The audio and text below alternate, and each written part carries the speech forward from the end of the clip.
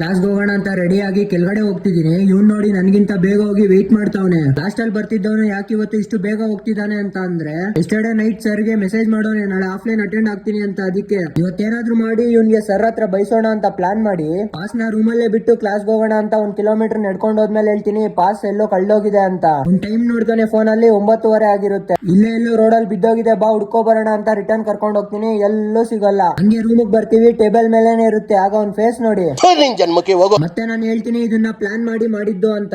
ನೋಡಕ್ಕಾಗ್ದೆ, ನಗಕ್ಕಾಗ್ದೆ, ಅಳಕ್ಕಾಗ್ದೆ, ಬಾಳಕ್ಕಾಗ್ದೆ, ಸಾಯಕ್ಕಾಗ್ದೆ, ಮರಿಯಕ್ಕಾಗ್ದೆ, ನನ್ ಬಾಳ್ಗಷ್ಟು ಬೆಂಕಿ ಹಾಕ. ಬೈಕಲ್ಲಿ ಹೋಗೋಣ ಅಂತ ಮ್ಯಾಪ್ ಹಾಕ್ತಾವನೆ. 1.5 hour ಆಗುತ್ತೆ ಅಲ್ಲಿಗೆ ಹೋಗೋ ಅಷ್ಟ್ರಲ್ಲಿ. ಅದ್ರ ಕ್ಲಾಸ್ ಆಗೋಗಿರುತ್ತೆ. ಏನ್ ಹೇಳೋಣ ಸರ್ಗೆ ಅಂತ ಥಿಂಕ್ ಮಾಡ್ತಾವನೆ. ಧೈರ್ಯ ಮಾಡಿ ಸರ್ಗೆ ಮೆಸೇಜ್ ಹಾಕೇ ಬಿಟ್ಟ. ಏನಂತ ಮೆಸೇಜ್ ಹಾಕ್ದ ನೀವೇ ನೋಡಿ.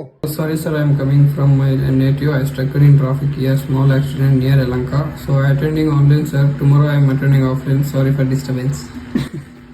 ಸೂಪರ್ ಅಣ್ಣ, ಒಂದ್ಸಲ ಕವರಿಂಗ್ ಬರೆಯಲ್ಲ. ಮತ್ತೆ ಕ್ಲಾಸ್ ಸ್ಟಾರ್ಟ್ ಆಯ್ತು. ಕ್ಲಾಸ್ಗೆ ಅಟೆಂಡ್ ಆದ್ವಿ. ಇಷ್ಟು ದಿವಸ ಹೋಟ್ಲಲ್ಲಿ ತಿನ್ನೋದು ಅಂತ ನಾವೇ ಫುಡ್ ಪ್ರಿಪೇರ್ ಮಾಡ್ತಿದೀವಿ. ನೋಡಿ ಕುಕ್ಕರ್ ಲಾಕ್ ಮಾಡಕೋನೆ. ಏನ್ ಮಾಡಿದ್ರು ಅದು ಓಪನ್ ಆಗ್ತಿಲ್ಲ. ಲಾಸ್ಟ್ ನೋಡಿ ಮುರ್ದಾಕ್ಬಿಟ್ಟ.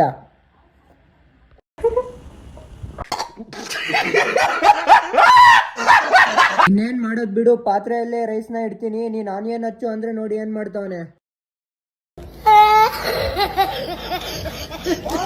ಲಾಸ್ಟ್ ಫುಡ್ ಅಂತೂ ಪ್ರಿಪೇರ್ ಮಾಡಿದ್ವಿ. ಇದನ್ನ ತಿಂದು ಬದುಕಿದ್ರೆ ನೆಕ್ಸ್ಟ್ ವಿಡಿಯೋಲಿ ಸಿಗೋಣ. Bye bye guys.